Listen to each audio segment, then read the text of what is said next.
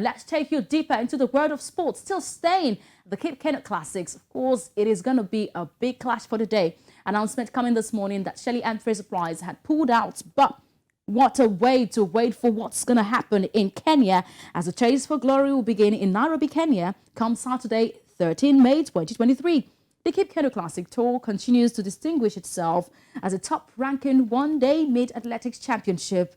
The meet is part of the Continental Tour Gold series by World Athletics. The action-packed event boasts top athletes from Africa and other continents, giving the athletes a chance to compete at an international level while reaching the fans all over the world. Now, the Absa Kip Keino Classic, a Continental Tour 4th edition, is set at the Kasarani Stadium in Nairobi, Kenya. Athletes will have to compete at the gold level, earning both the prize money and the world ranking points.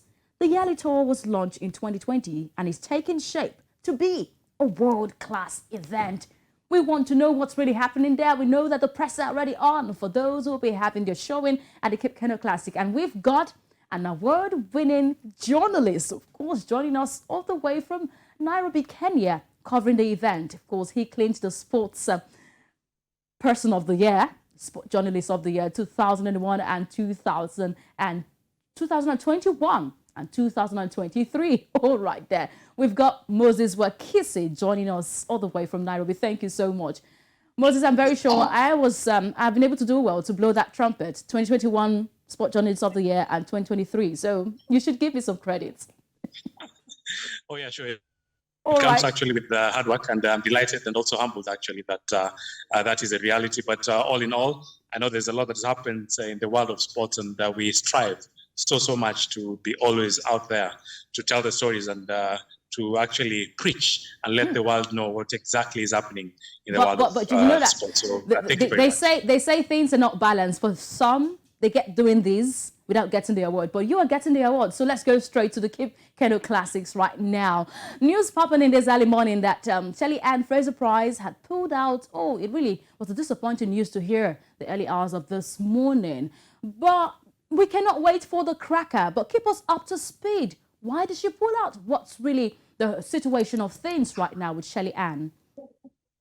I know a lot of questions actually what exactly happened, but yesterday she was in a very jovial mood, just training at the Moi International Sports Center, Kasarani, and she was so much eager and also set to compete.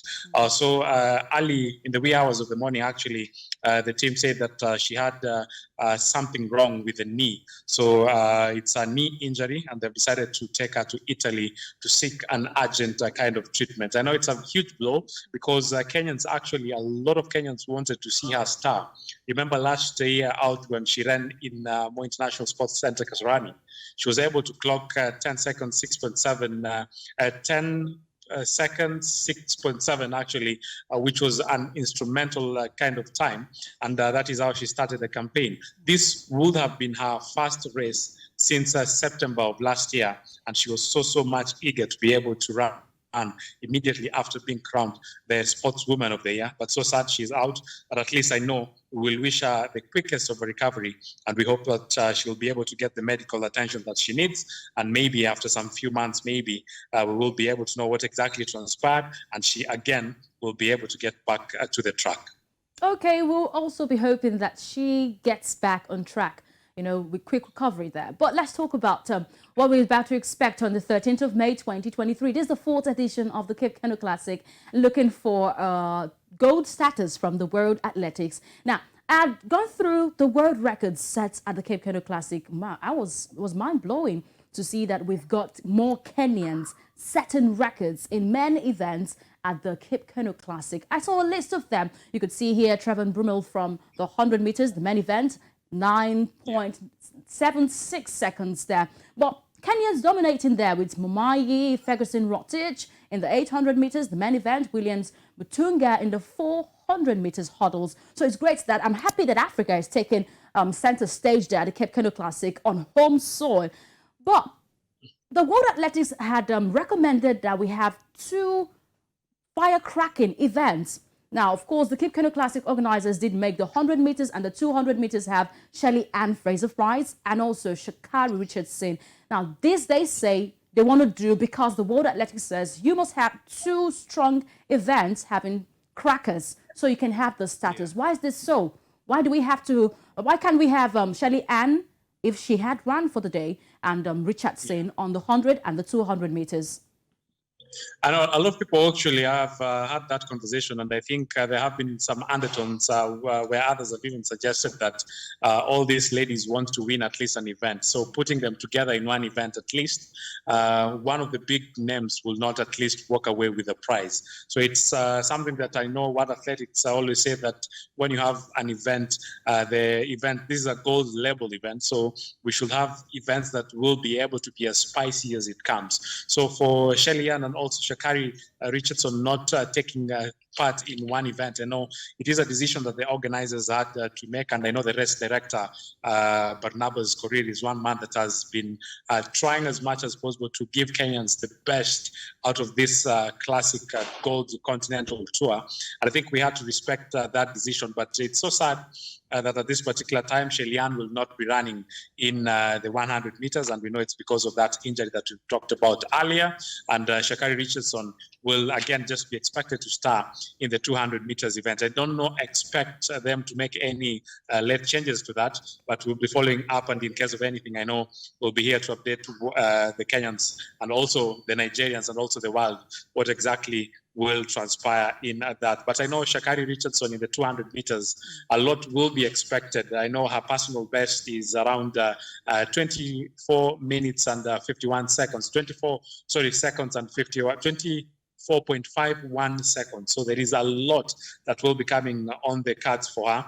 And I think maybe it might be an easy win for her. But I also know there is a Nigerian in the 200 meters ladies. She's called Seyeni Aminatu. So let's wait and see how they will be able to compete. But it will be 200 meters for Sha'Carri. And she's the big name there. But the question is, with the likes of Millicent Doro, the Kenyan, the likes of Ray Sharon from USA, be able to try as much as possible and give her the fight of her money, and maybe break the hearts of a few by winning it. We can't tell at this particular time, but it will be a very, very spicy 200 meters final.